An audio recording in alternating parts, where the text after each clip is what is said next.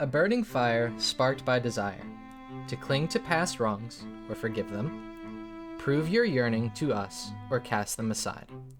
These are necessary to pass. It would take the rentings of a convict seriously. One of you asked me what my wish was back in Larry's, is that right? Hector, I can never forget what you did to me, or to my friends, people who supported me. Trash. But I want you to know, I am sorry for what happened to you. So you're going to forgive me, even after all the trouble I put you through. If I destroy you, then I'm no better than you. And in the end, all I'll do is prove that you were right. And then Cass speaks up. Well then, are you two with me? Nash and Abel nod at Cass. He produces a small book and smirks. So here's the plan.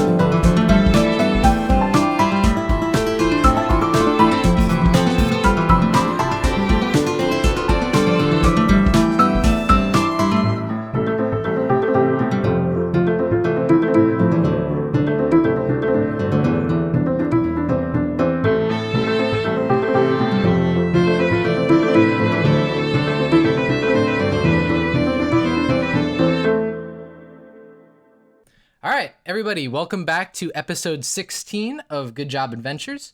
I'm Vincent the DM, just like every other time, except for our live episode, which you guys should be hearing from soon. Paul Masson. And Paul Masson. All right, so let's start off this episode with a little bit more flavor text. All of you stand atop the shelf of a black stone cliff, peering over towards the grand mechanism. The platform is fashioned out of metals and gears. The beams raise high into the ceiling, which opens up into a hole punching straight through the stone around it. Cass, Navel, and Ash stare at you from the metallic surface of this contraption. Avel waves at you with his free hand, whilst his other clutches tight on his polearm, and he's impatiently clicking the button at the center repeatedly. Cass turns back and begins to walk towards and inspect a cracked pedestal that pokes up from the center, while Nash shouts up at you. What took you losers so long? We need Special Eyes up there to translate some shit for us. I have a name, Nash. Oh yeah, that's right, buddy. She looks at her hand. You, yeah. Come on. Let's do this. Okay. I want to whisper to Wilhelm. You see there's a button on that staff now, right? Just... Yes, I do see the button on the staff. I think when he presses the button, it activates it and you can't move it. So just keep that in mind going forward. Alright, duly noted. Okay, so Wilhelm is now fully aware that there is a magical property of the staff that he is holding. So, you guys kind of see like a ramshackle-ish like path all the way leading down to this to this platform, and I assume you all pretty much like head on down there, right? Mm-hmm. Maybe Breathweaver should lead first this time. Him in the rear was a disaster. Yeah. Maybe I should be in the middle. That might be the safest place. The safest bet. So you guys all do the conga line down the rocks. Like Nash is just looking at you guys, like rubbing her temples. Abel looks pretty excited. He's ready for this. And as soon as you guys step foot onto the platform, this lift is kind of designed just like the wall in the previous room. It's an intricate design that seems to have a faceless being that now seems to have changed and has a pair of horns and a tail, sitting in a lotus pose, encircled by countless other faceless beings. Wolves, bears, dwarves, and a shaggy-looking human in a pullover, inflicting harm on one another, biting heels, stabbing backs, choking one out another. A complete circle of hate. So while you guys are standing on here, you kind of just like meet up with like Abel and Nash, and you see Cass is still standing towards the center. If anyone wants to take a look around, you can go ahead and do so. I would ask for an actual investigation check just to see if you want to discern anything special. Is there anything special about like the rocks or? Just like I guess I would say in this instance the lift. Okay. I was confused why there's like a picture of the CNN debate carved onto this platform. Oh my god. Well, now we've dated this episode. Plumbo will be undated every 4 years when there's another CNN debate. Exactly. No, all right, Vin. What I'm gonna do is Wilhelm is gonna cast guidance on himself, and then investigate the lift. Okay. So 1 second. As you cast guidance on yourself, Oh no. Oh, I'm going to roll something. It's that purple eye again! Yo, Big Hef, give me a hand here. Bunheld too. So as you cast guidance, how I don't think now at the current moment does Wilhelm consider Nash and Abel to be enemies? Probably not. No. Okay. So as you cast guidance, you see everyone looks at Wilhelm, and I assume you've all seen like the Thor movies, but like wreaths of lightning start to emit from him like a storm cloud, and they start to like spark off of you as your eyes grow like light with power, and you see him just like start to like groan and just like and he taps his back, and then like it completely disappears, and you've cast guidance on yourself. That was disturbingly sexual. What? Did Wilhelm just goes like Super Saiyan to cast fucking guidance? You pretty much rolled Super Saiyan to cast guidance. You feel actually imbued with lightning energy and guidance. All right, I'm gonna investigate the lift now. This seems like using a nuke to kill a cockroach. Pretty much. And even though that wouldn't do much, Yeah. which is I rolled an exactly what 11. guidance did. Hold on. I rolled a 13. So you look over the lift, you don't really see with a 13 anything that would merit like anything different. It just looks like the design has been slightly altered from the wall/door that you saw in the previous room where you started in this tower. But now you kind of know that something is going on here when you cast a spell, you felt some sort of surge of energy, and I think Ander wanted to say something. I was gonna go over to where Nash was talking about looking at with my special eyes. Well, if there's magic, if it seems to react to magic, that might not be good. Are his eyes magical, though? Hey, do we know for a fact that we can't read this without magic eyes? Oh, yeah, that's a good question. He knows like 27 languages. Yeah, I was trying to read this without magic eyes. Or whatever is there. So you go over to Nash, and then she looks at you, and she's like, no, not over here, dude. Like, over near Cass. It's that freaking pedestal. Okay. Oh, I'm sorry. That was rude. It's that pedestal over there.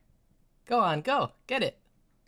Good boy. That's not just condescending. Yeah, Anders, so you walk over to the pedestal where Cass is standing. So before, you notice that there's like some fucky magic going on right now. So I guess you wouldn't activate Specialize and just see if you could read it first. So you walk up to this pedestal and it's heavily cracked and deformed. You can't really read too much there, but you are able to tell what is written is in Celestial, and you can make out these words. Two that were one are now two. A clash of both are required. Alright, Nash, you should really read up on your Celestial. So she kind of just like looks at you, and she kind of just puts her arms out like kind of wide, like in a like why would I do that type of like phrase, because she really doesn't care. So Cass is kind of standing near you, Ander, and he's like, so what does it say? Two that are one are now two. A clash of both are required. He smirks for a second. He's like, yeah, that sounds about right. So you see him take a look around. Now I want to know where everybody is right now. Is this an ad for Clash of Clans? It is. Download today. It's like that, like a little link. There's like an X mark on the pedestal, but you can't quite click it. I'm probably hovering around, like, Wilhelm, probably somewhere kind of by, like, Nash and Abel as well, like, kind of that group. Okay, so I know. All right, so I assume that's where most people are. So I know that Ander is by the pedestal with Cass, and where is Eligos? Elagos is probably with Aul and not Ander. Okay. Ooh, And not ow. Ender. All right. Damn. So you see Cass, and he kind of looks over towards you, Elagos. He's like, "Hey, Elagos, I want you to come take a look at this here. I want to make sure I've got it right." What do you think that I can do that you can't? Anything you can do. Well, it's written in Celestial. Wouldn't you be familiar with something like that? No. Okay. Hang on. Let me just, out of character, let me check the language. Yeah, it's like, Elagos is just like, no. He just like flashes back to the 4 years of like college he had for like. It's a completely foreign language to me. Sorry. All right, well then. Well, thanks for the help, Ander. I think I'm gonna have to mull this one over for a bit. And then he continues to just stare at the actual pedestal as you all are kind of all grouped towards the center now. And Cass paces back and forth as you guys are pretty much just like straight chilling, not doing much of anything right now. So you guys can say anything or to anyone or do anything at the moment. So I'm gonna talk with Nash and Abel. So what's going on with Cass? He seems, well, you know. I think he's just trying to get through this tower. Nash responds. She kind of like looks over. She's like, he's not really sure what that pedestal means. So we needed Ander, but he definitely for sure said he needed your help with something, and I'm not sure what. I'm gonna roll insight to see if I can tell if she's hiding something. So 19. She is not lying to you. She has been told that Cass has said, you believe what she is true, that he requires your assistance for something. He didn't ask about lying. He just asked if she's hiding something. If there's something she's not telling me. Does she have the afikoman? I don't know. She you kind of feel like what she's saying is true, but there's more to it. Nash, if there's something you're not telling me, I need to know. And she kind of like looks towards you. She's like, "Well, Elagos, there's a lot I don't know right about now, and I'm not sure exactly what's right or what's going on. All I know is that what Cass told me, and I'm here to ride it out." Nash, I expect this of Cass, but not of you. Stop dodging the question. Tell me what you're not telling me. And you see Abel step in, and he's like, he says to you, he's like, "She's told you all she's gonna tell you. If you want to get more answers about Cass, you should go ask him." Fair enough. I step forward now. Nope. So what are you guys talking about? And Nash looks at you. She's like, "The weather," and then she like throws her hands up, like, "What do you think we're talking about?" Cloudy with a chance of sass, I guess. Yeah, you bet. She like tries to go for like an up high, but then realizes she probably won't get one. Puts it Forecast back calls for snub, and I turn away. down. Gotcha. You guys are pretty much all standing there, and you see Cass comes on over to the pedestal. And I assume, Andrew, are you still there, or did you rejoin with the party now? I'm still looking at this statue, seeing if I can like figure out anything else about it. And Elagos is gonna start walking over that way. I'll go over there too. All right, so we've got Breathweaver, Elagos, and Ander kind of just like standing near the platform, the raised pedestal, just to see what's going on. You see Cass sees you come over, and he's like, Elagos, perfect. Exactly who I needed. Ander, I think I understand exactly what's written here. You do? Yeah, I'm pretty sure. It says that two things were one, so that much is obvious, and now there are two. When we came in here, I definitely had a reason, and in that previous room, I proved it all to you. And now I want to know, and I'm fairly certain that Elagos, you have another reason for being here, right? I guess. Perfect. I think my assumption is in the right place. So you see he kind of like grabs onto both of you, Breathweaver and Ander, like as like a man-to-man talk type of thing, like hands on your shoulders. And for a hot second, he just pushes you back about slightly. He's like, "Could you guys move over this way just a little bit? I want to try something." Just to move you about like 2 feet over. Oh, okay. And I'm just gonna walk back to where Aul and Wilhelm are. Cass, at any point do we get to know what the plan here is? He's like, in about, he's counting in his head, about 3 seconds. And then you see his hand kind of turn yellow, and his fingernails start to grow, like razor sharp, and he swipes at the pedestal, smashing it to pieces, and those pieces begin to bubble and dissolve. The platform shakes, and the surrounding area vibrates with tremors from the cave. And then you begin to hear it. Gears grind against one another as the ground begins to illuminate from the edges of the elevator. Rocks come loose from the echoes and begin to fall as debris, small chunks smashing into the floor around all of you. I'm gonna take my shield and like kind of use it to cover Ander. Ander walked away, didn't he? Oh, I thought there was like another person with me. You let Breathweaver get hit. Yeah, you let Breathweaver get hit. Oh, it's- Yeah. So it would only be Breathweaver, Elagos, and Cass currently on like this little section right here. Breathweaver then. Breathweaver. So you're able to block some of it. It's only small debris, and the complex designs on the ground seem to become more vivid and imbued with like an unknown energy that crawls slowly to the center, but appears to be halted like towards the edges.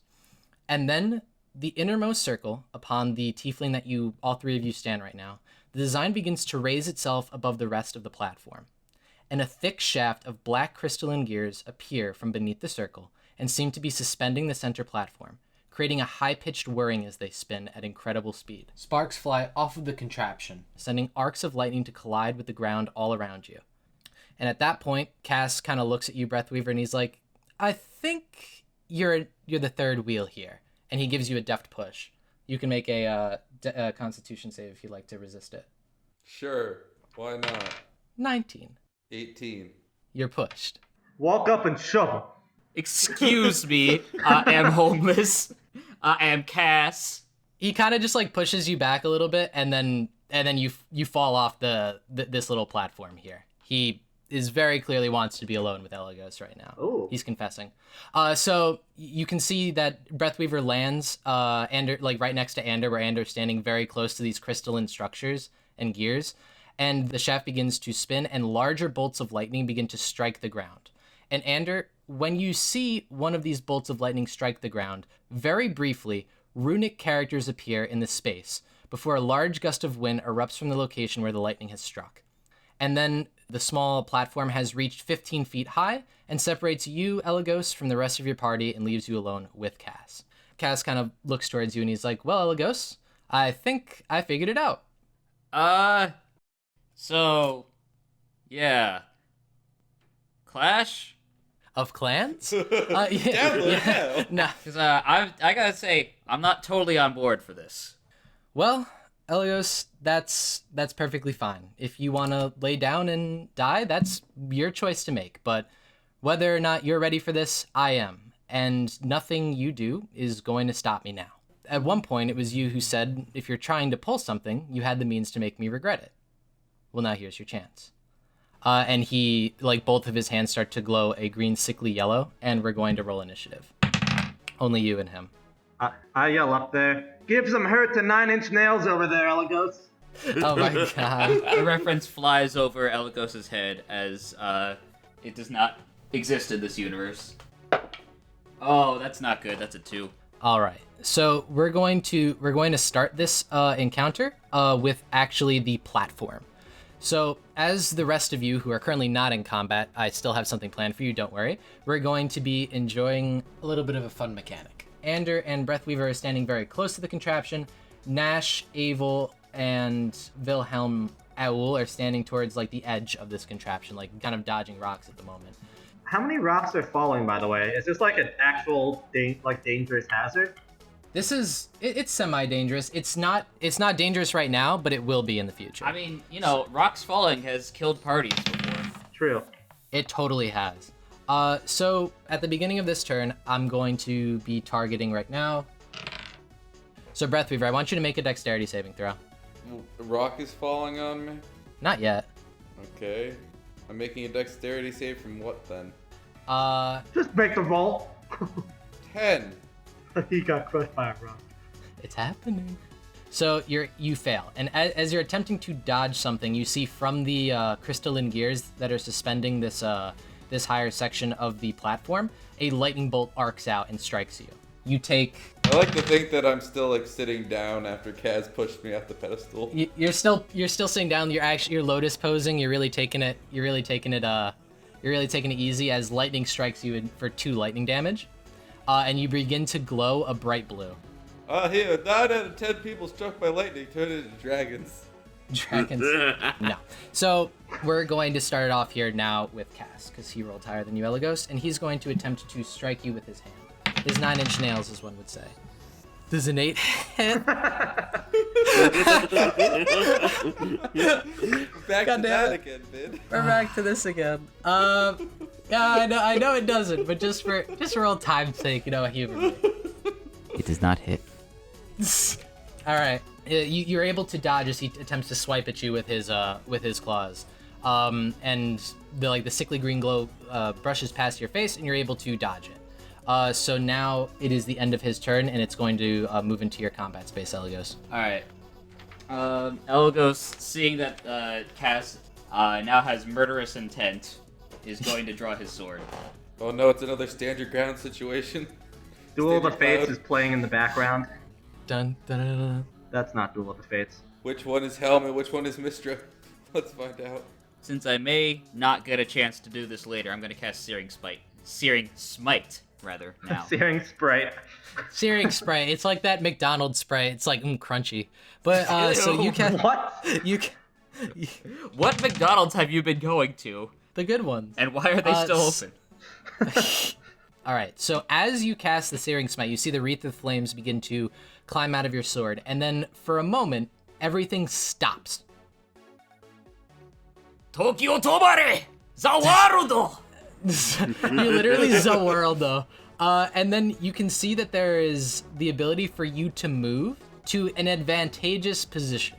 You've been given exactly 3 seconds. Alright. So I'm assuming that Cass has sort of he's missed me and he's kind of overreached. Yeah, he's overreached, and you see time is moving very slow.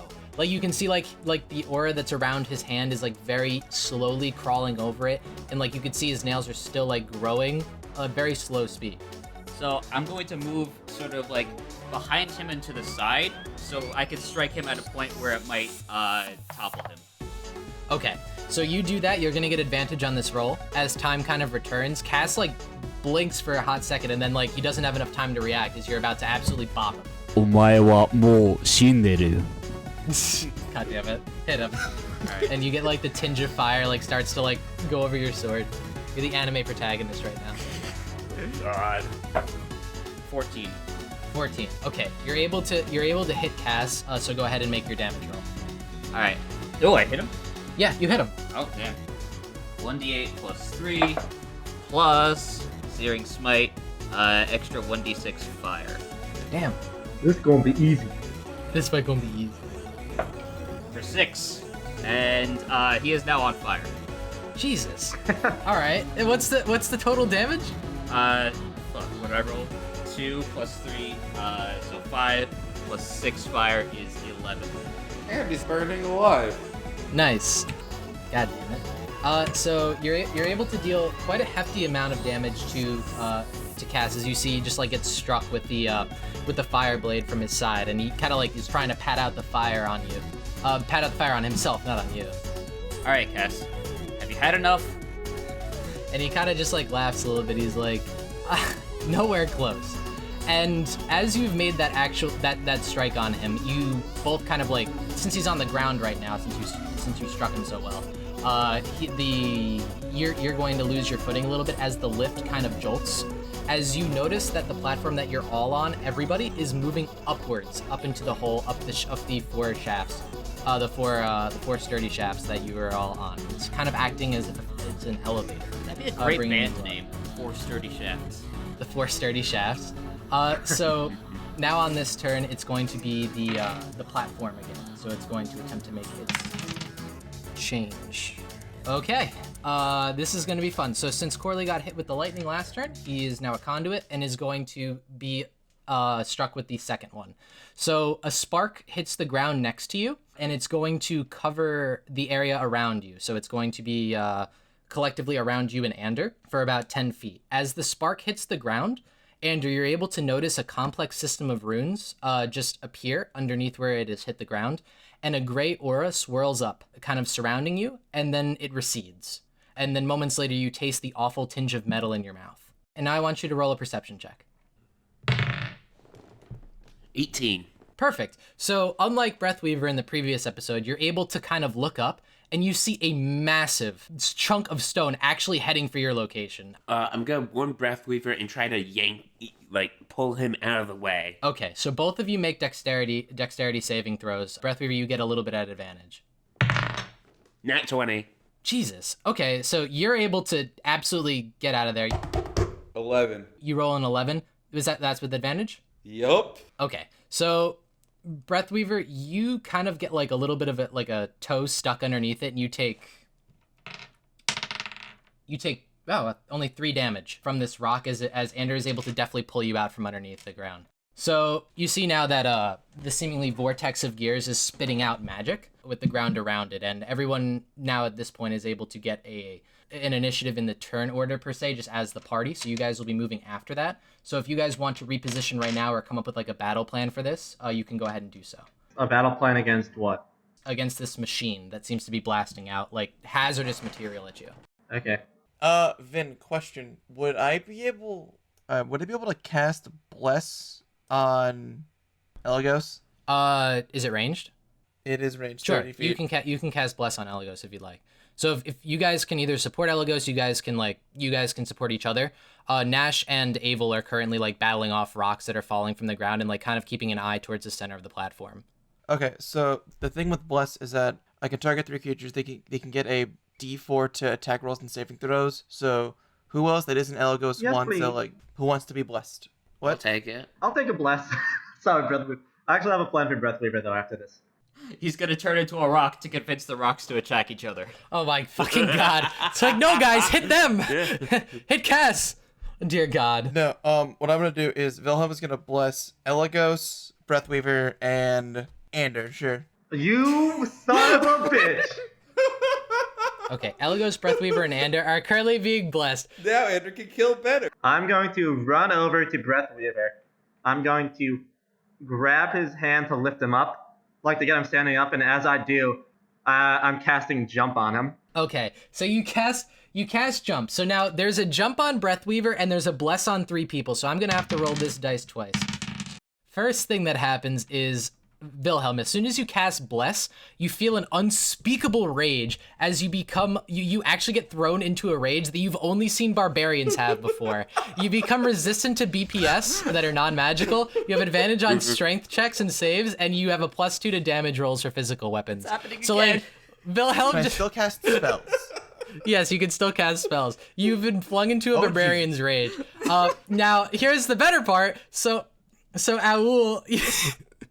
Aul, as soon as you cast Jump on Breathweaver, you just like see from your hands like a couple of sparks fly out, and then you kind of lurch back 5 feet as you now feel that you can jump higher. I would also like to cast Azagoroth's Grace on myself from Dragonify abilities.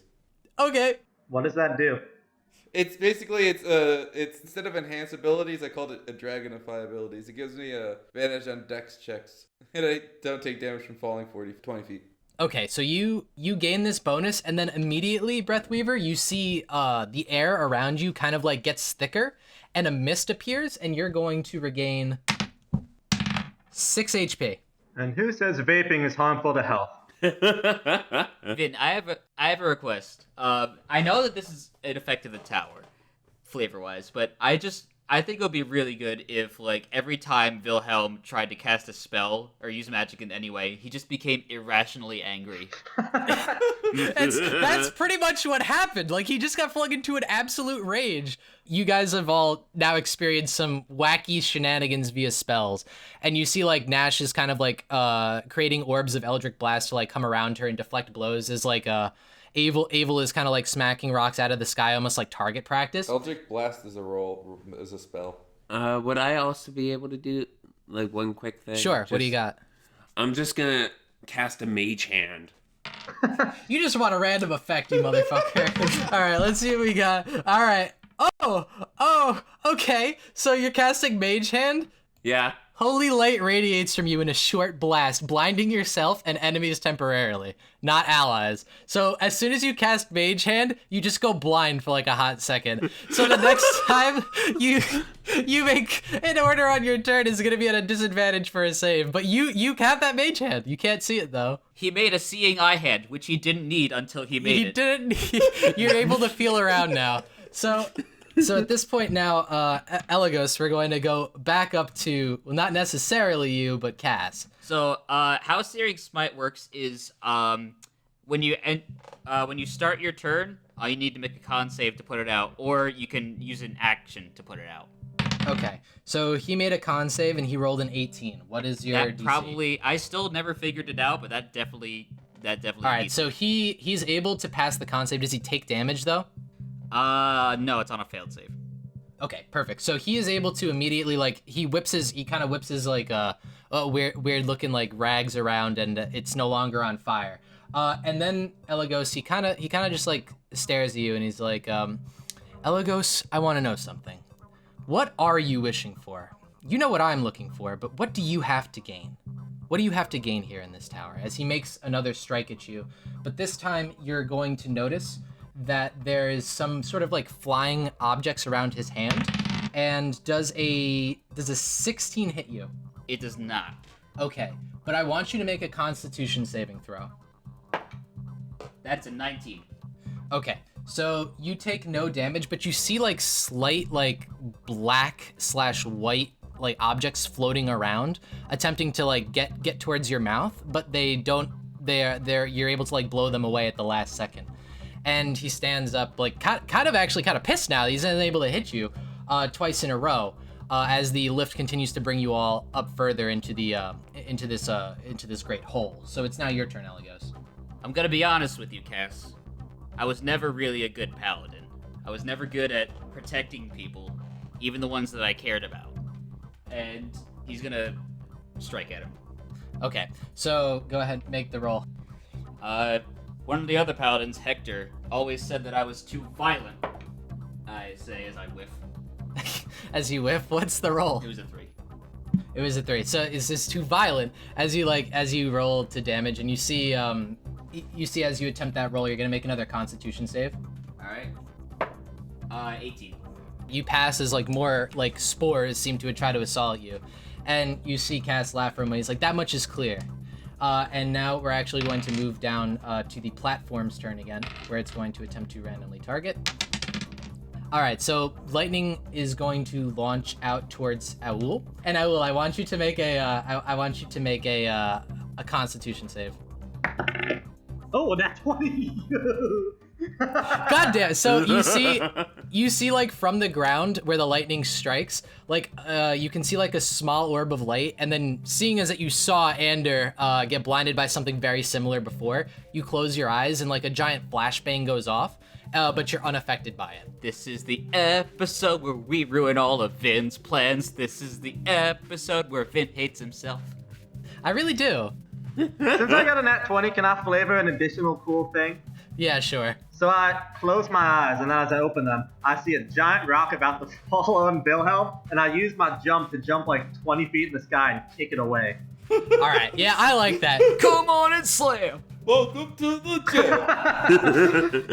jail. You see, he closes his eyes. Wilhelm is like just sitting there clueless, and you absolutely catapult up into the air, like doing an arced backflip, and you kick it off towards the side, and then like you come down. It's like you owe me one, bud. So you hit him with that, and as you all speed up towards the tunnel, you're going to now notice something as you guys are going further up and up this chasm. For the most part, you notice that the walls in this chasm are bare, but you notice one large section of the wall is crafted from the stone inside of it, and it depicts an image of a tall, faceless woman, dressed in long, flowing robes with hair to match. Her arms seem outspread, and much smaller figures below her seem to be bowing in reverence. The image itself is not too disconcerting, but the large gash that appears from her collarbone to her hips seems to instill you all with a sense of dread. As you guys continue to speed on past it, it's quite a large image, but now if you guys want to do anything on your turn, you can go ahead and do so. Did that like statue look like it belonged in one of the ones I was missing? You mean like an automaton type of thing? The room from last session. No, it is not the same. There were no females on the mandolin. What about the people on the platform? You said that we saw like faceless beings. Did any of them resemble that woman? No, none of the faceless beings resemble that woman. In fact, most of the faceless beings are one. There was like a lotus posed tiefling in the center, which is now on the raised platform. But the rest of the images on the platform are like of like faceless dwarves, a faceless like human, wolves and bears, just like kind of in like this circle, like spreading out, just like attacking each other. Okay. Kind of like as if they're fighting over something. But you do notice now that you're looking closer at the ground that the energy, the glow that had been towards the edges of the this elevator pretty much are kind of creeping towards the center, illuminating the rest of the platform. Kind of like hushing it in some sort of glow. It kind of looks like maybe this would be some sort of timer or the energy that is required at the moment. So do you guys want to do anything on your turn specifically now? I think for my turn, I'm gonna attempt to get Wilhelm to calm down from his rage. I will not be calm. Why are you so angry, Wilhelm? They're just rocks and lightning. Very, very frightening. Look at all of this nice masonry that is getting destroyed. I am just a poor dwarf. Nobody loves me. Oh my god. So, like, as you continue to swirl with actual rage, Wilhelm, you just, like, you know that you have to attack something to keep on going with the rage if you want to keep the BPS resistance. But you just feel angry and you just want to punch something. You like something around or get hit by something. Like, you can see, like, rocks That will if you punch want. me. Well, I mean, what I was gonna do was just kind of like punch Owl. All right. So it was like, why are you so angry? And then he just... I apologize. I have to do this, and like, this punch is like the definition of pulling Right a in my fucking throat punch. too. Just No, I'm not going for a fucking rabbit punch. No, I'm just gonna like punch All his right, shoulder. punch his shoulder. Roll the hit. Well, I rolled a 2. Oh wait, hold on. Stone cunning. A do 5. you get I rolled a advantage because 5. of rage? No, Actually- that's reckless attack. That's reckless Oh, attack. never mind. No, he doesn't get advantage. You completely whiff your attack on on Aul there, and then you calm down, noticing that like there's no real reason to be punching him. And now I just saved him from a giant rock. As I land next to him, he says, "Sorry, Owl," and then tries to punch me. sorry. He's not in the right space right now. His face is bright red. Like he has some issues right now. Now, Ander, you're able to finally see now as like you rub your eyes and like you're just like you're done with that flashbang, and you and Breathweaver still have the ability to cast. So my mage hand is actually rubbing my eyes. Your right hand is rubbing your eyes. You've regained sight. Is everybody kind of like already up the stairs or something? There are no stairs. You guys are just on a platform. So the answer is no. Yeah. No. By the way, is everyone already on the train? Oh, the train? Yeah. So Breathweaver and Ander, do you guys want to do anything? Nope. Is there any? Would you consider these rocks falling loose earth? By the strictest definition. Wouldn't that be the loosest definition? Oh. Well, it's been fun, guys, but this is my last episode here. Good job, Adventurous. You can attempt to mold earth. Do you have to touch it? No, it's 30 feet. Okay, so you see like there's small debris that's falling for 30 feet, so do you want to affect it? It depends on your definition of excavate. Of excavate? It's just instantly excavate it and move it along the ground and then deposit it up to 5 feet away. Is he like tractor beaming this? Well, if it's excavating, I feel like excavating implies you're removing it from something. Yeah. Yeah, no, I think it has to be on the ground for most of these. Alright. Okay, never mind then. Well, as you say that, a large chunk of rock seems to be falling towards Ander. So, Ander, would you like to, if you could care to make a dexterity save, or if you want to flavor some sort of spell for this? How heavy are these rocks? This one looks about to be 200 pounds. So like half of Wilhelm. Yeah, half of Wilhelm. All right, I'm just gonna get out of the way. Well, seeing that I was looking at these rocks, contemplating if I can move them, Yeah, you see one heading for Ander. could I do a dexterity check to help Ander? Sure. Yeah, you can assist him. So now you kind of just like push him out of the way like he did for you earlier, and now you have advantage on a dexterity save. Alright, so since both Breathweaver and Ander are making deck saves, you can add a d4 because Oh Bless. yeah, Breathweaver doesn't have to. I think I want to because I rolled a 12. Add that fucking d4, my dude. Ooh, a 15. I have a 17. All right, so Ander, you're able to completely get out of the way. Breathweaver, you were able to successfully help him do so. So with the power of the Bless and the Bless procking, let's see what other terrible thing happens to you. Does it happen to me or Wilhelm? Technically, you invoked the energy. You hear a loud popping sound as you push Ander out of the way, and a large gust of air erupts from the location where you pushed him, and it causes everyone within 5 feet to be forced back 5 feet. So you are blasted out of the way of the rock. Ander, without even choice now, is blasted away from the rock, and I think that Wilhelm and Aul are not within 5 feet, so they're not affected by this, but you guys kind of get blasted about 5 feet away from each other. You see Nash and Abel are kind of like blasting and smashing rocks right now. So anyway, I started blasting.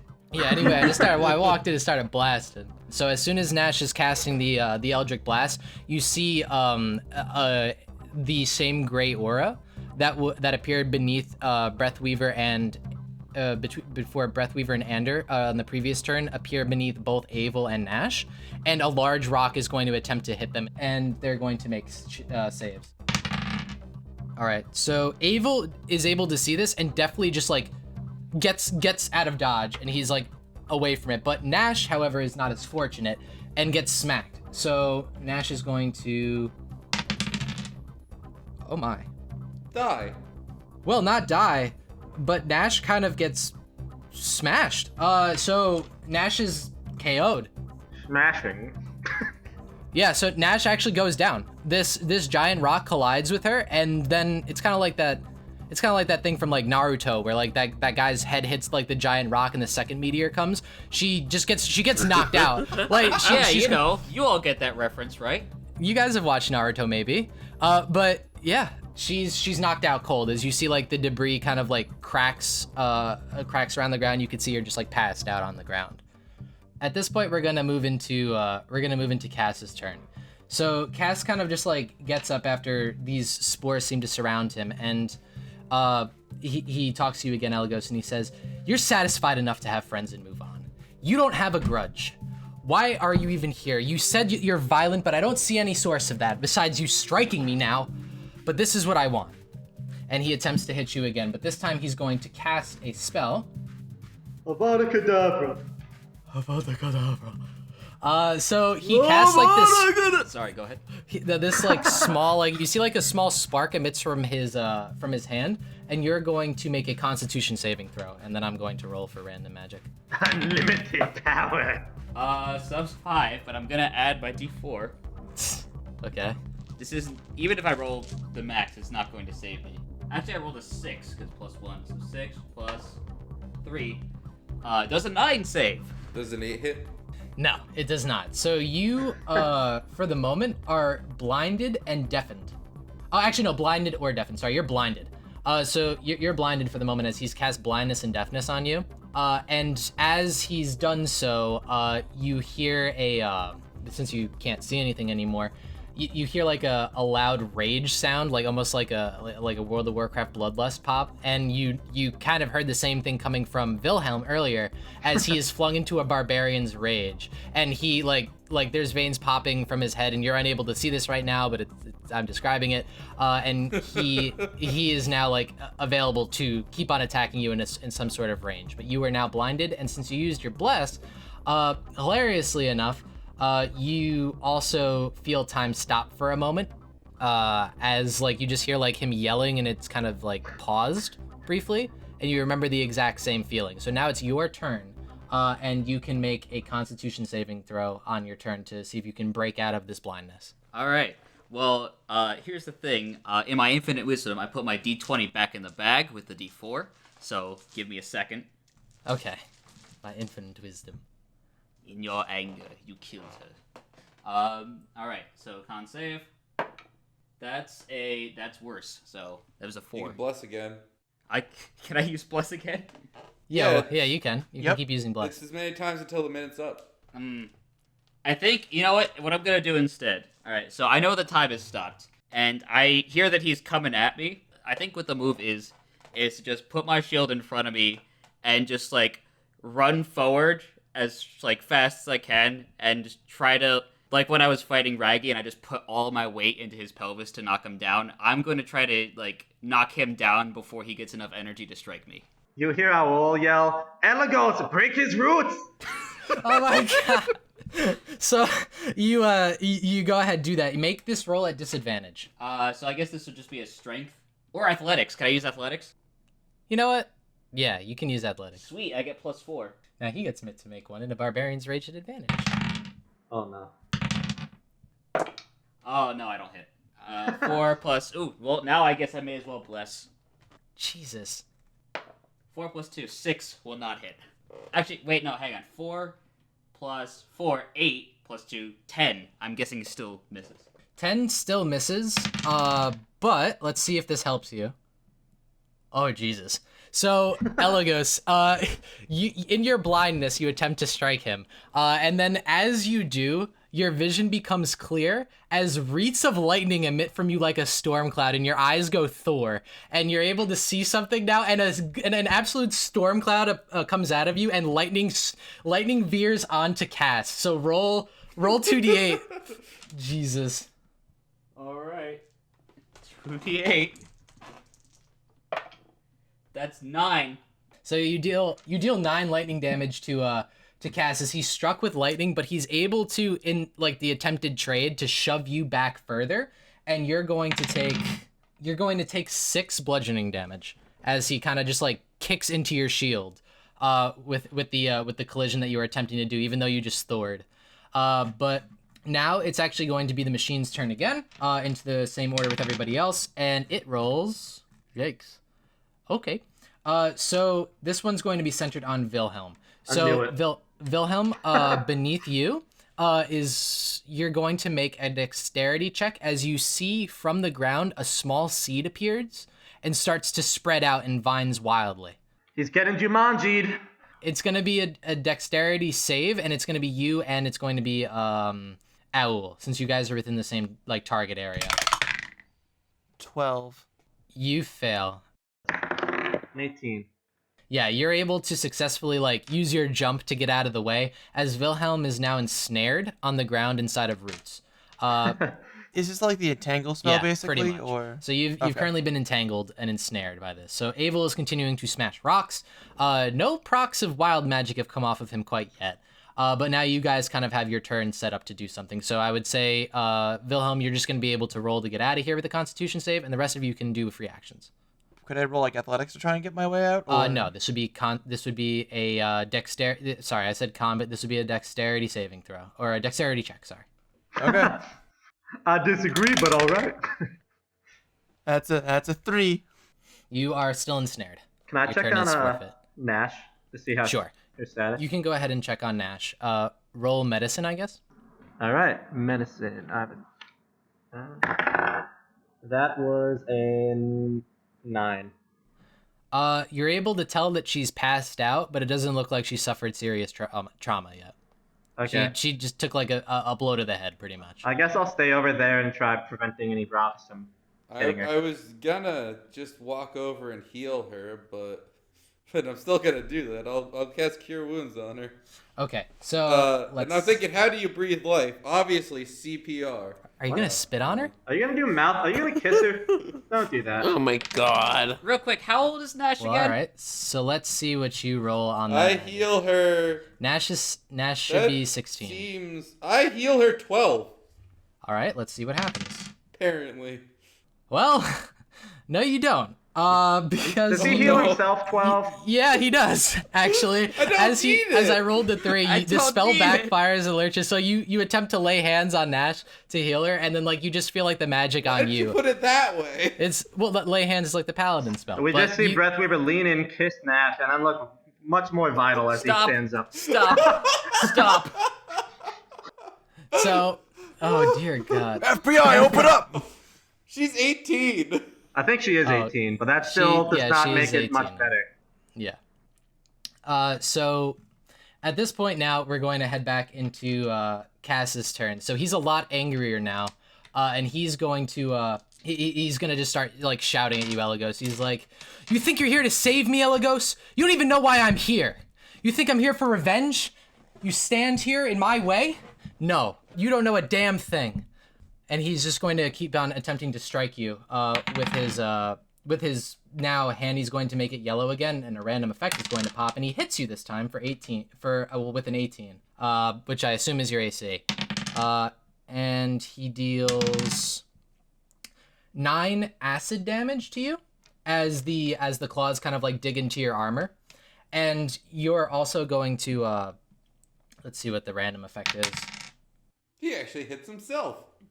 Oh, come on. All right. He gets even angrier as he flies into an even more barbaric rage as he gets even angrier at you. All right, now, Vin, this is important.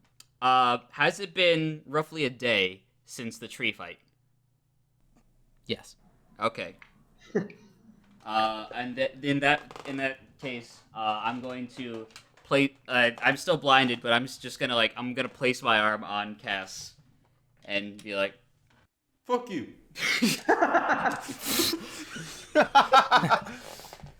like, you think that you're the only one who's ever lost someone they cared about. You think you're the only one who's ever thought, if only I had just done one thing differently, maybe I could have been able to prevent it. And at this point, he's going to cast Hellish Rebuke. So you cast the Hellish Rebuke on him. You're no longer blinded, by the way. But he needs to make a save, right? Harris, you know, right? It's Harris. He knows everything about D&D. Hellish Rebuke, the target makes a dex save, I think, on a... It's half if you pass. I know that for a fact. I don't know how much damage you deal, but he rolled a 17, so he passes, so he takes half of it. 3d6 or 3d10, I believe. I think it's at second level, isn't it? If I'm not mistaken, it's like 2d8. It is 2d10 on a failed save or half and glitch. And if I cast it on a second spell slot, second level or higher, which I think I have to. Yeah. No. Second level with Yes. the tiefling thing, I believe. Oh yeah, So yeah, it's yeah, right. I think another yes. 1d10 for each spell slot. Yeah, so 3d10. 3d10 divided by 2. Okay, I'm a little upset I set up Harris as knowing everything about D&D, and then a minute later he gets something wrong. Absolutely, Mog. Here's the thing. Normally with innate spells, it has to be the lowest level, but I think with tieflings it literally says no, second level. Yeah. So 13, Yeah. so 7. So he takes 7 damage as he's he's kind of like lit a flame for a hot second. And that's not even... my turn hasn't even started yet. Yeah, your turn hasn't started yet, and then he's That was going magic, to... by the way. Magical, by the way. So yeah, he doesn't take the half because of BPS, but so you see he kind of lurches back with the fire, and then he screams back towards you in his rage. He says, "I know what's right, Elagos, but even still, no one did a damn thing when they knew what was right either. They diverted their eyes, and even after the damage had been done, they refused to acknowledge it. You stand here thinking that if I could have made some sort of difference, I could have, and that someone could have saved something. No. How can you ask me to sit here and tell me that I'm the only one who's lost something? Because Elagos, nothing you do here will undo any of that damage. yes, it will, Elagos. I can do it. I'm playing this tower for revenge. I'm playing you, and I'm playing the people who asked me to do this. So I'll hold on to my rage and contempt if it gets me what I want, and you are not gonna stop me." And he's actually gonna go in for another blow with that. On my turn? Is a reaction. Yeah, it's still his turn. So he's going to make out that second attack with his claws, and he's going to deal 5 acid damage to you as he crits, with a death strike to you. Well, then I guess... Fuck, I lost my train of thought. Well, Well, here I am. Elagos is going to cast Searing Smite again, because I have 2 more first level spell slots. All right, so let me just tell you what happens before you do something. So you... Oh, well, the air forms around you, causing a healing mist as you regain 10 health. How to punish you? Alright, so I'm gonna just lunge I'm just gonna lunge forward at him. Okay. All right, so you attempt to attack him, so go ahead and make that Searing Smite attack. Please? That's gonna be a 19. Yeah, you hit. So that's 1d8 plus 3 plus 1d6. So that's 8 slashing and 1 fire. Okay, now Cass ain't looking too good. So now now that we've gotten to this point in the fight, you and Cass continue to trade blows with one another, strike after strike, pummeling each other to near exhaustion. You notice now that the glow from the ground has crept up towards the center of your raised platform and has reached the image of the meditating tiefling. And as you both stand there, now both of your resolves firm that you're pretty much in this fight, the lift jolts to a halt, and you both are going to have to make a Constitution saving throw. Oh, they jump. It's over, Cass. I have the high ground. You underestimate my power! Don't try it. 17. You succeed, so you're able to keep your footing, and so does Cass. And you now feel a sharp wind whip around you and begins to chill you to the bone. And as you look out around you, you see stars dot the vast black sky, illuminating it, speckling the darkness with light. Directly above you is an even brighter moon. It stands close enough that you feel as if you could touch it, despite its still great distance. Everybody around all the rocks have pretty much fallen where they may, and there's no more lightning that is coming off stray. And you hear a click from below you, and the gears screech to a halt. And the light on the floor condenses at the very center where the pedestal Cass knocked over once stood, and the area on which you are standing smashes back down to its appropriate level and sends light arcing over everything. So you actually now, even with your constitution, you fail because you've just been like slammed down 15 feet. And like a wave, it begins to crawl over the tower itself. You can see from the space between the elevator and the pit now, the jagged black rocks becoming smoother and less broken, and the exterior of the tower begins to smooth and even out, becoming more uniform. And the pedestal that Cass had once knocked over begins to reform as it completely restores, even better than it had once been before. And a small speck of light floats above it and forms a small teardrop-shaped crystal. And in that moment, Elagos, light shoots towards you, and to Cass as well, and then seemingly over the pit and downwards towards the side. So just to give you guys a visual image, like you are on this elevator, there's still a gap between the inside of the tower and the outside of the tower. And then you feel an incredible sense of power fill you. You begin to see visions of your wish. You stand in a completely white space and look around. Pictures begin to form in this world inside of your head, of you standing at the front of your order, holding a large glass to cheer out into a hall, while Helm's banisters hang off of the walls. Rows and rows upon paladins raise their glasses to you. The Grandmaster sits beside you, grinning ear to ear, and taking a hearty swig out of his mug. And you even see Hector, leaning up against a wall, looking not satisfied, but certainly not disappointed. You see him raise a glass in somewhat defeat and acceptance, and he begins to drink along with the rest of you. You have restored your order. You have won your honor, and all is well. The scene shatters like glass, and all you can see now is a dark and damp graveyard in which Hector is buried, as the hand of the sickly Grandmaster is exiling you. The scene shatters as well. You see what was once your future, and your reality, and everything that led up to it, and then a recent memory fills this space. Not but some time ago, where you forgave Hector as a ghastly blue specter dissolved into nothingness, and then you see no image at all. You look around, as if expecting some sort of sign, something to show you that you've obtained, that you've won, and then you realize this is what you've gained. You gained a new chance and a new lease on life. And it finally shows to you, like a grand image before, a hall, Elagos, as you stand at its head, with comrades that surround you. You raise your glass for another toast, and then you snap back. And now the focus changes to Cass. He gazes with an intense focus out into a horizon of star and shadow, as if expecting to find, staring back, whatever god or devil spurned his prayers. A frozen wind screams across the sky, ripping the clouds and spilling moonlight over the tower. Cass clenches his fists. You give a river 1,000,000 years against a continent of rock, and it'll carve out a canyon. Here, atop this tower, is the end of Cass's Canyon. Far, far below this perch, the festival of Ruel rages on. The bars, restaurants, establishments of questionable legality, sometimes subject to cop raids, are all lit up in decadence and indulgence, celebration and kinship, and hearty laughter. In Grubb's pub, a few dwarves buy around for some drow sellswords.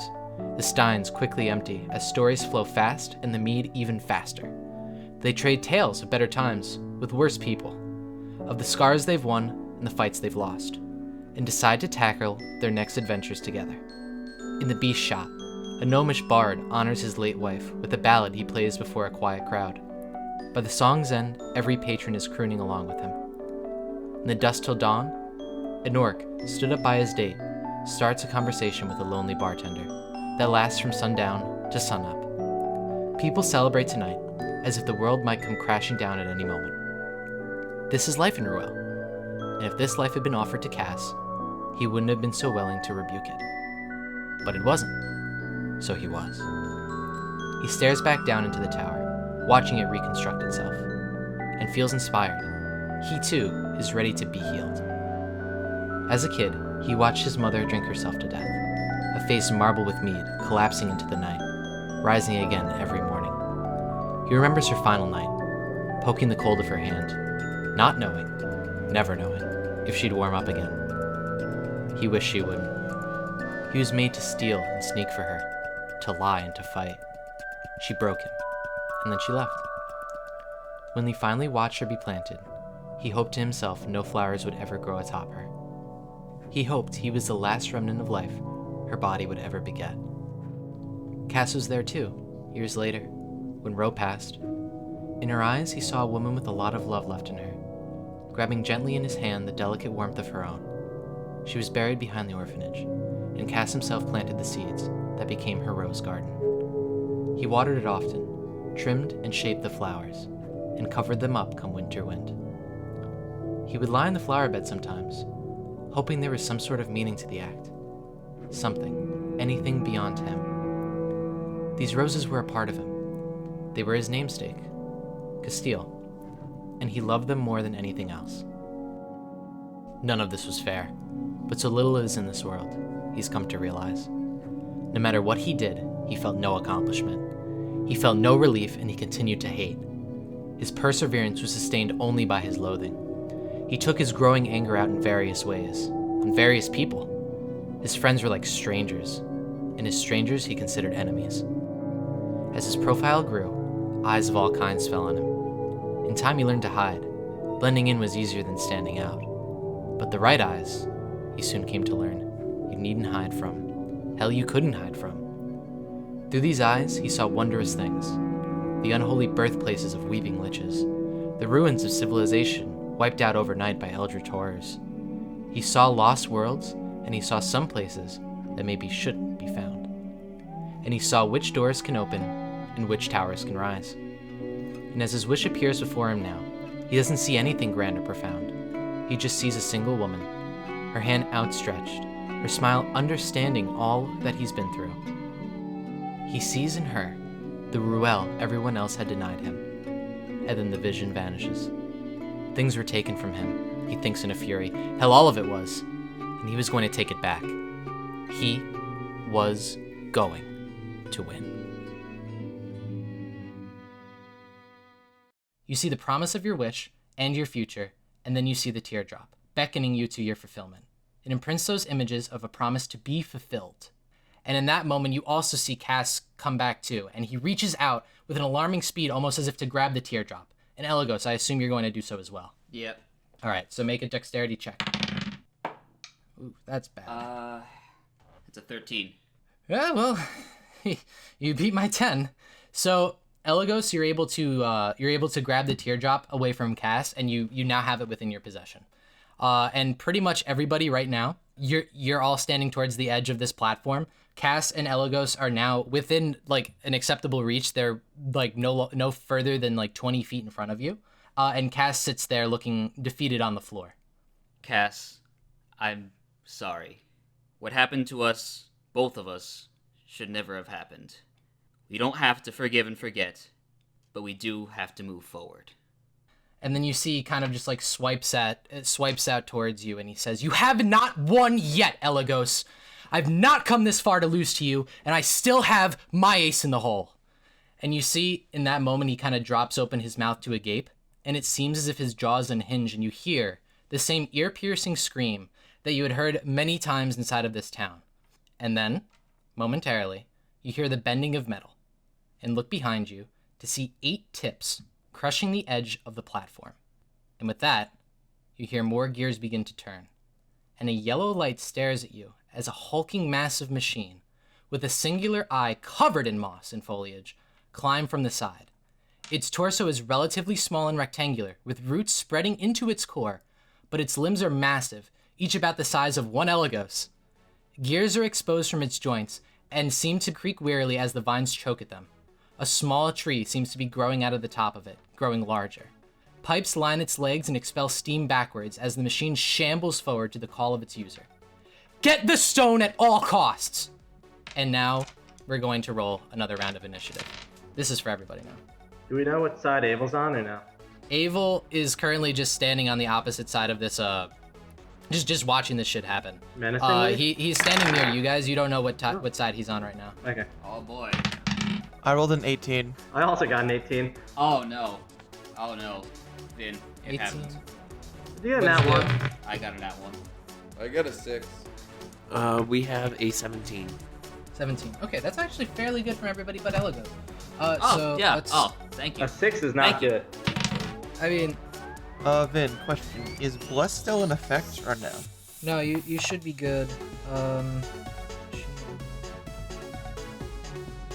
more than like 2, maybe 3 turns. Yeah. It's been a hot second. It's a lukewarm second at best. Okay. So at the beginning of this combat, the machine is actually going to move first as it attempts to go towards Eligos. So it kind of like steams forward as you see like some sort of like gears or almost wheels beneath its feet, kind of like rush towards you as steam expels backwards and forcing this thing to move forwards. And it's going to attempt to attack you. Does a 15 hit? No. Okay. So you see it takes its large arm and attempts to smash into you, but misses just slightly as it's unable to land its strike, and then it's going to stop. At this point, Oh, I'm sorry. going to use my free action to speak. Yeah. Run! Run. So pretty much. So Owl, it's your turn now. I want to see if there's any like weak spot on this robot automaton droid thing. So yes, Go ahead, roll an investigation check. investigation. That was 12. 12. Okay, so you take a look towards it. You're really unable to see something that would be considered a weak spot. You notice that like the torso is very small, but the actual like limbs are very large. Maybe there's something to do there. Never skip but- chest day. Never skip chest day. And that's all you're able to discern right now. Is it looks like the center of this machine. I'm gonna back up. I'll go by. I think I was already kind of on the edge of the platform, so it's by Nash, so I'll just stay there, I suppose. Okay, so you stay over near Nash's body, and now if that's all for your turn, we're gonna go into Wilhelm. So Wilhelm, you're on. Alright, so Vin, you said that the torso in this big automaton was small, Yes. or It's relatively small compared to the rest of its body. so what I'm gonna do is I'm gonna cast guiding bolt and try and aim it at the torso. Okay, go ahead. Okay. I rolled a 26, not 26. Holy shit, no, 23. 23 and me. So I assume that hits. All right, so you roll a 23. So yeah, you're able to hit this thing. So how much damage do you deal?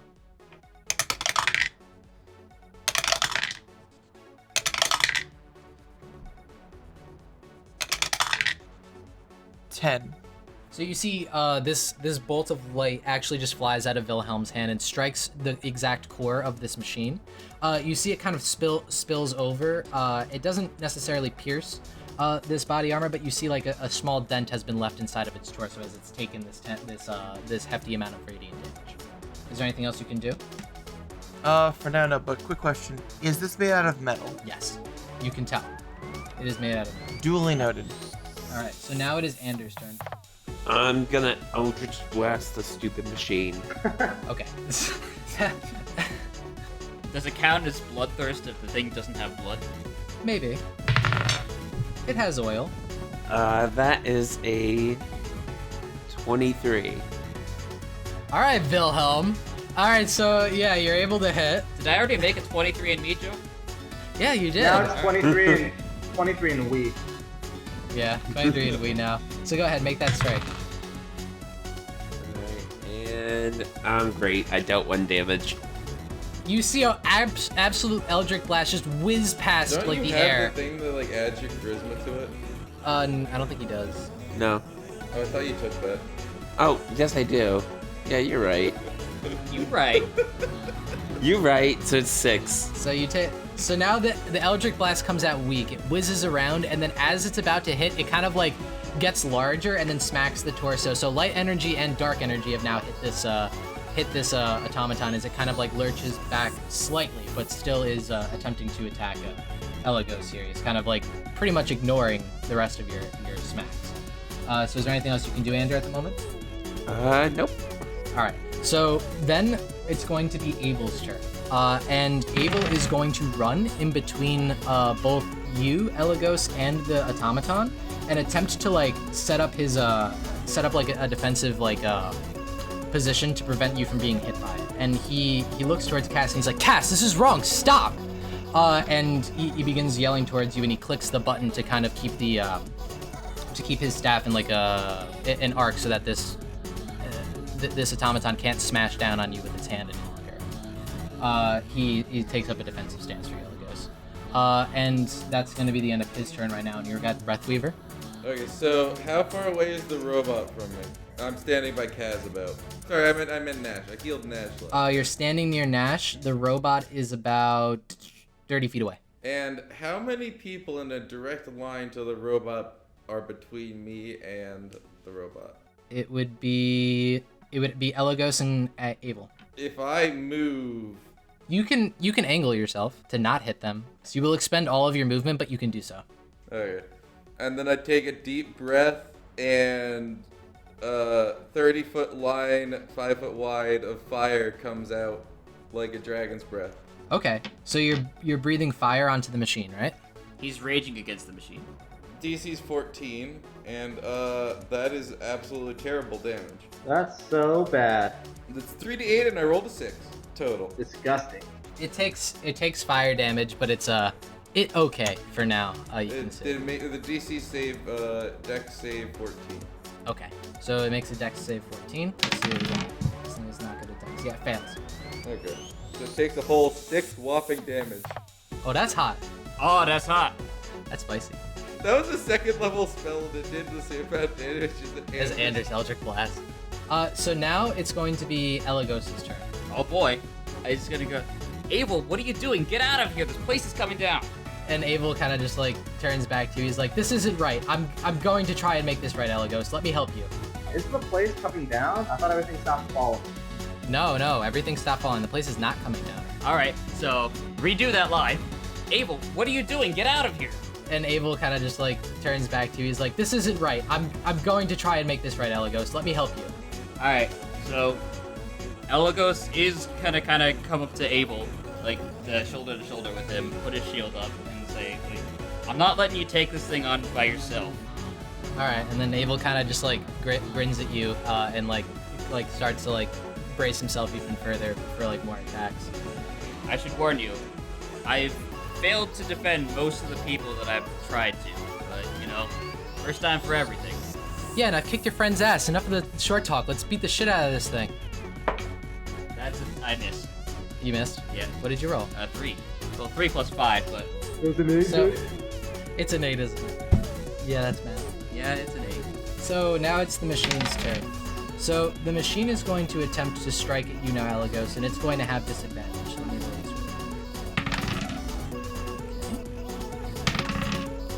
one. All right then. Doesn't I know this You hits. It's a saved. 9. It's a 19. Okay. That is. All right, so you're able to get smacked right now. So for the better half of this, it's going to hit you, and it's also going to hit Abel because you guys are pretty much neck and neck, and this thing's hands are about the size of you. So let's see what it rolls.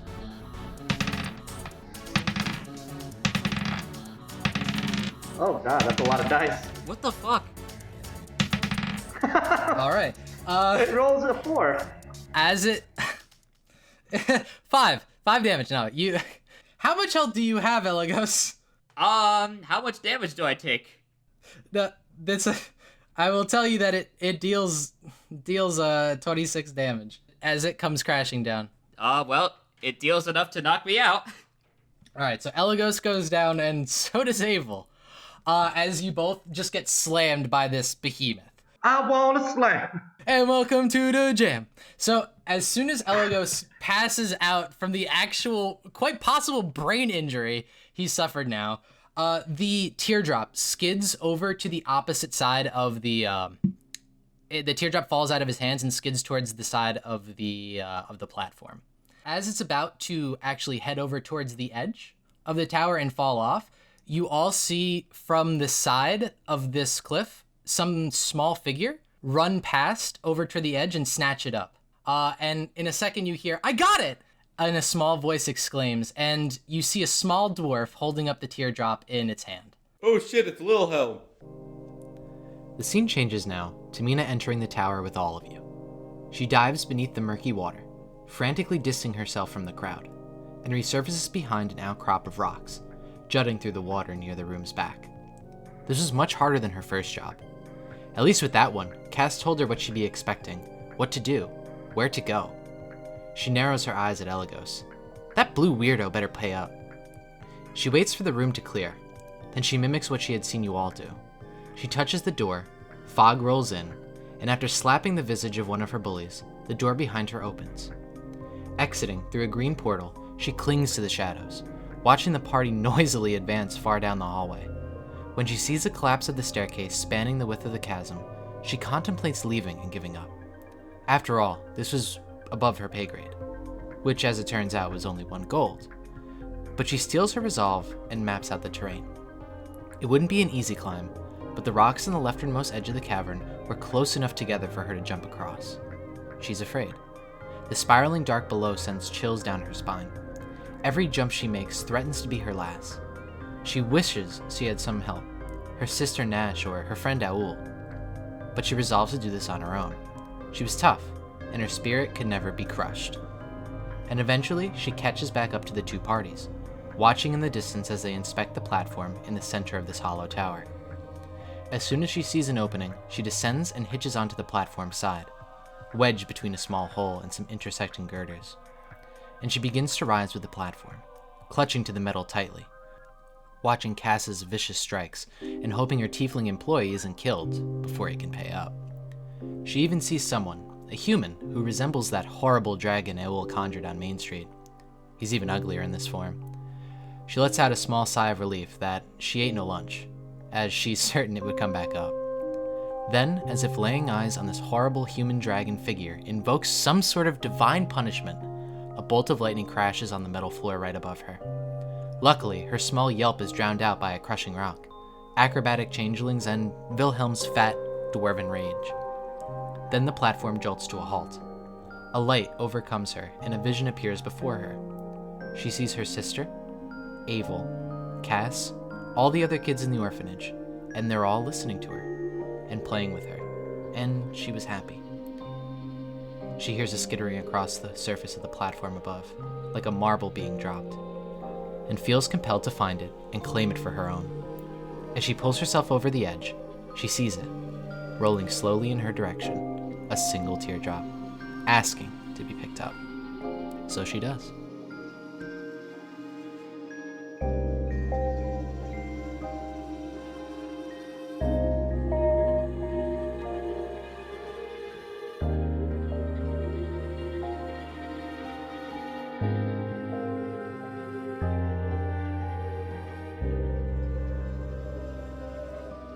Elagos, if you were awake, you'd notice this, but Aul, you look in horror as you see Mina standing on the opposite end of this elevator, holding a teardrop as the behemoth lurches forward towards Mina.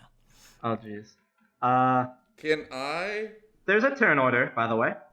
Yeah, there is a turn order, and it's still the machine's Damn. turn. So as it attempts to roll over, it gets up towards Mina, and she kind of like takes a small stance to try to dodge it, and it's going to attempt to attack her. How many attacks does this have? 2. Fair. All right. Yeah. A 26 does hit, Vincent. Stop hitting yourself. Oh no. This is... So Should have been you, Breathweaver. it should have been you, Breathweaver. It should have been you. As the behemoth raises both of its giant hands down, no. to smash into the small child, and she takes. Well, that's double lethal. She's dead. What? Excuse me. The machine smashes into Mina, and it you see as its hands kind of come up from the ground, like large amounts of like stone and like metal have bent into the area where Mina had once stood, and as its hands come up, blood is pouring and dripping down from its large hands as it protrudes between both its thumb and pointer finger a small teardrop like device as it has recovered what Cass has asked it to. Cass looks over in horror at this entire pretty much event that has happened now, and he kind of just like looks almost in shock and awe, and he's just like yelling like, no, no, no, and then he's like flipping through like a small book that's seated at his lap as he is like rapidly going through. He's like, it's okay, I can bring her back, I can bring them all back. The Necronomicon Ex Mortis. Klaatu, Barada. The Automaton Ex Mortis. Oh my god. So you see Cass kind of like dashes towards the machine, and it's your turn, Owl. I don't think he would even know how to respond. He's feeling... I can't even really describe how awful he feels right now. A lot to process, too. He's not Yeah. sure why Mina's here, how she got here. But I think his first reaction would be to probably try to get that teardrop. Though I'm not sure. Yeah, this is... he's like kind of in shock right now. So the teardrop is just in this thing's hands, or Yeah, it's kind of holding on to it right now. would I be able to try to grab it with my mage hand? Sure. Roll a is it in do you have it summoned or No. Is it also clear that like Owl sees Mina and she's just like, from the area in which Mina was standing, the metal that this platform is made out of is concaved in, and it raised its hands and blood is dripping down from its hands. You can make a couple of assumptions, but it was strong enough to knock both Avel and Elagos out in one strike and then concave the ground. It's like the Mad Max she went under the wheel scene. Kind of. yeah. So I guess he's probably assuming helping her isn't a priority because his prognosis is grim. So we'll go for the teardrop, and I guess see if we can do anything there. So go ahead, roll that sleight of hand. All right. That's a 16. All right, 16. Let's roll its check to resist that. Well, I'm gonna have it be invisible too at first, using my mage hand Ledgermain. So when it tries to grab it, it's gonna be like almost a surprise. So give it disadvantage. All right. Well, you don't get to tell me what to do. Also, how much force can your mage hand exert? 1 second. It can pick up 10 pounds. So you have the element of surprise for sure. The issue is that this thing is a machine, and it is holding on to something. So its grip is stronger than 10 pounds of force. You're not able to wrestle it from its hands, although you are able to get the Ledgermain around it. It's currently like pinching it, but you can tell your hand can't physically grab it. I guess I'm going to now attempt to run up and use my action to maybe stab its hand or something, try to pry it open. Sure. Okay. Attempt to stab its hand. All right. Ooh, a 23. Does that hit? A 23? Yes. You're able to hit. Yes, that is correct. Hey, did I make a 23 and me joke yet? Oh my god. Yeah, there is a lot of 23s, and it's all on this fucking robot. All right, and my It's all damage. connected. Jim Carrey was right. I got Oh a. god. It does 6 damage. All right. So you deal 6 piercing damage as you strike the metal that is on this machine, and you see it just makes a small dent in the hand. That's about it. Well, shit. And at this point, it would be Wilhelm's turn. All right, so Vin, you said that this thing is made out of metal. Yes. So what I'm gonna do? Stone cunning. Metal is really just rocks. No, I'm gonna cast heat metal. Okay. Do you have to touch it for that? No. So how heat metal works is I choose a metal object, I cause it to glow red hot.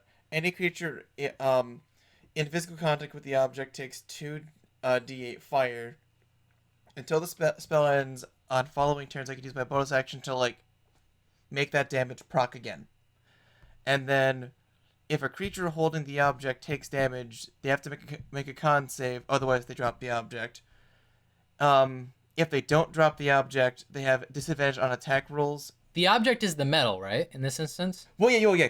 Just to clarify, because I'm aiming for basically like the inner workings of the golem, because you said they were made of metal. Like whatever Yes. gears and shit I can Yes. see, they are now red hot. Okay. So the gears are now red hot. There are plants inside of this thing, so it's going to take some damage. So let's go ahead. You roll the damage for it. Yeah. When I ping the spell on roll 20, it rolled the damage. I'll just take that 7 fire. 7 fire damage. Okay, so it takes 7 fire damage, and you see some of the vines start to retreat back further inside of the actual Hulk, and the tree that is on top of his head starts to recede a tad bit. And at this point, you have successfully dealt fire damage to this machine. Question. Yes. Since the golem thing cannot drop like its internal mechanisms, does it still have disadvantage on attack rolls and ability checks on following turns, or no? I would say no, because it does not feel pain. Therefore, it does not, and it's also an extension of its body. So I would say no, it does not. In this instance, that's how I'm going to rule it. So now it is Anders' turn. All right, I'm gonna try to snipe an Eldritch Blast into one of the gears that's now like kind of heated. Sure. So you're going to attempt to snipe it. Go ahead. Roll to attack. That is a 19 plus 7, 26. Maybe. Yeah, no, you hit it. Go ahead. Roll your damage. It's a solid huh. So yeah, go ahead. Roll that damage. 8. All right. 8 so it plus 5, so 13. So 8 force damage has pummeled one of the gears, and you see it sort of bends it slightly, and the gears are moving a little bit slower now. So It's 13, not 8. Oh, because 8, of agonizing 13? blast. Oh geez. Yeah, so it's definitely a little bit dented on one of those gears that's on its that are in its connectors to its limbs. So you are able to you're able to sufficiently dent it. Now at this point, I'm marking it down. We're going to move into Abel's turn. He's knocked out. Breathweaver, what do you got? So I saw the tree. I'm gonna fireball the tree on its head because I saw it retreating when it reacted to heat metal. Yeah, it's kind of burning right now. It's a burning bush. Why did I roll that with advantage? God damn it. That was a nat 20, but fireball. Oh my god! Okay. From a nat 20 to a nat Correlate! He rolled a nat 1. So I accidentally rolled with advantage, and that was a nat 20. Yes. And then I had to re-roll, and it's now a nat 1. Is this now? I heard you God say damn it. fire. Is it ball or bolt? Bolt. Okay. Yeah. So you throw a fire bolt at. Well, it would be. Oh no. Aul in this case. You're the only one close enough. So you roll your damage on Aul. Oh god. Oh hey, look, it's more damage than my level 2 spell. Absolutely immolated. Do I get a chance to dodge, or does it just hit me? This is just gonna hit you, unfortunately. And now I have a question. Is Mage Hand concentration? No. All right. So, regardless, at this point now, you have struck Aul. You did some pretty good damage. You hear an ow as you're like listening out for it, but you know that machines don't say ow. So that's not great. That was almost max damage. Good job. So at this point now, it is going to go back to the top of the turn order, and we're going to put in. Do I need to make a death save? Oh yeah, that's right. Go ahead. I was hoping you'd say no. A 23. If you roll a 23, I swear to God. Oh, Yeah. that's a 9. All right, you fail one death save. So now it's going to be the machine / Cass's turn. So you see he attempts to reach out and grab the teardrop that the machine has pretty much collected for him, and he's like, I can bring them back. I can bring them all back. Give me the teardrop. And he tries to reach for it on the machine, and as the machine stares at him with the same white light that was coming out of its eyes before, you see it's turning more red due to the fire inside of it, and then very slowly, green vines start to pour out of the light that is powering this machine, and it's going to make an attack at Cass. Of the tables have turned. The tables have turned. And actually, mentioning that you say turn, I rolled an 18, so this hits. It kind of swivels around, so the top of its body kind of turns like giving a 360 and smacks Cass off of the tower. He's going to make a dexterity save to see if he can get out of here. And he fails. So Cass, Off the that tower? was- Off the tower? off the tower. So this thing swivels, spins, and smacks him, dealing, hold up, That was good alliteration. thank you. 24 damage. Oh, he did. As he is smacked off of the tower, and you see he begins to fade consciousness, as you see his body plummet below. And as this automaton is standing there, it also jumps off the edge, down into the darkness of the night. You guys are now standing at the top of this at the top of this tower. Now, the teardrop is gone, the automaton is gone, Cass is gone, and Bina is dead. And Nash and Avel are KO'd. I'm gonna run over to where I saw the thing happen with Mina. I'm gonna run over to Elagos and Abel. I will go over to the edge of the tower and make a perception check. It's also, you're following an automaton. If you sees you following it, it will kill you. Like, it's killed everyone so far. This thing seems pretty buff, but you can take a look. There's no harm in looking. 16. All right, so you peer over the edge down into the night of around this tower, and you see nothing. You don't see the automaton. You don't see Cass. They're gone. You can't see that far down all the way in the night sky, and your vision wouldn't even allow it in the first place. You could attempt to jump off, but you don't know where it's gone or what it's done. It could have like skated down the tower and been on the other side and ran away. It could have grabbed Cass and pummeled him into the ground. You don't know. I'm gonna give you some time to think that over, and I'm gonna go over to Aul. So Aul, you run over to, I assume, Mina, right? Where the crater is. Yeah, so you walk over to the crater, and you're able to see, well, it is what you describe it, literally a crater. And in the center is very, very simply a large, like, chunk, like chunks of flesh.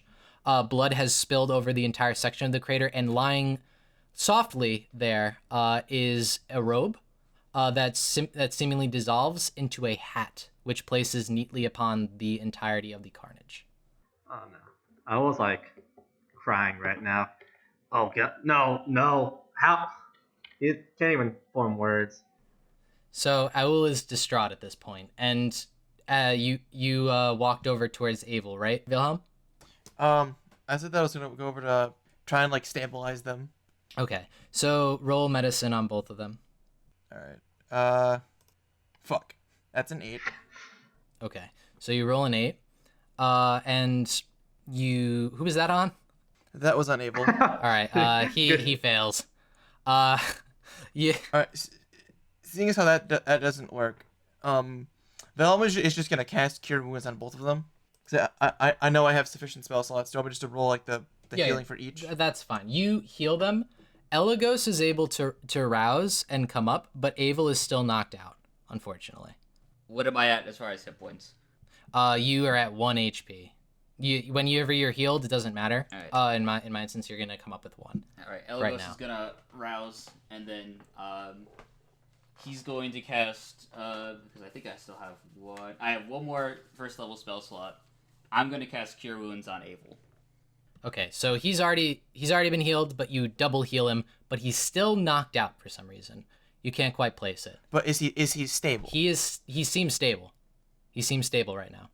So Don't want me to roll another medicine check to see if like make sure that okay he's definitely no, stable? he's actually stable. He is Okay. stable. You're fine. Can I roll Arcana to see if I can tell what's going on with him? It's like when Padme died of a broken heart.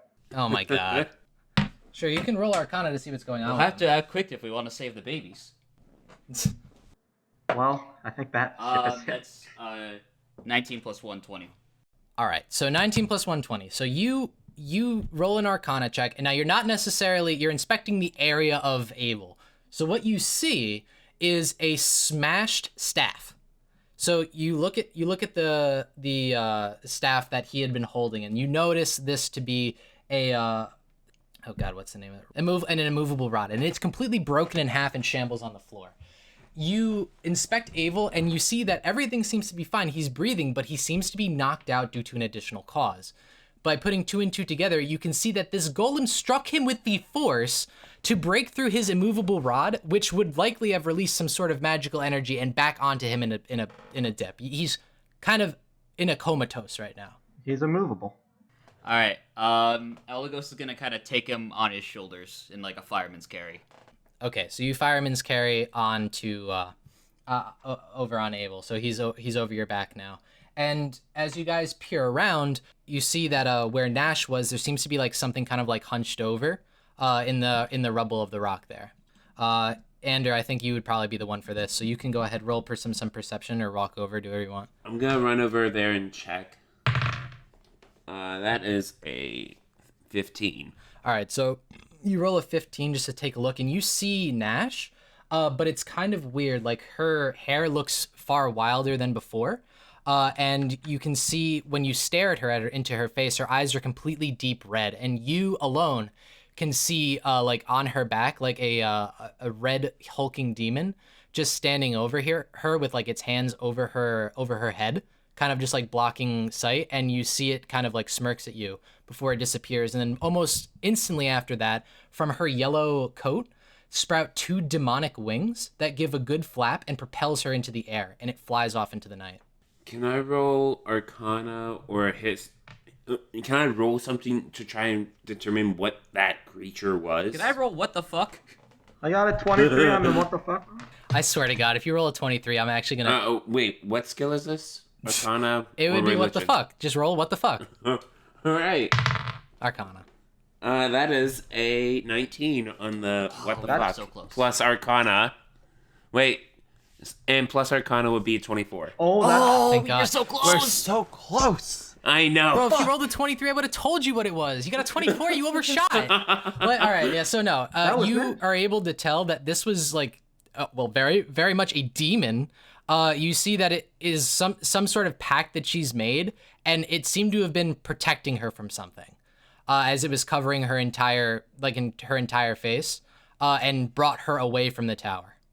Okay, so I don't know what kind of demon or what pact she made with No. who. No, but you know that it is protecting her for now as it flies away. But now, as Elagos had abruptly said about 10 to 15 minutes before, the tower collapsing. It doesn't begin to collapse in a typical sense, but as you guys kind of stare at each other, I will face over Mina in the hat. He seems to like look over at his hands, and they seem to fade, like, and become slightly less opaque and more translucent.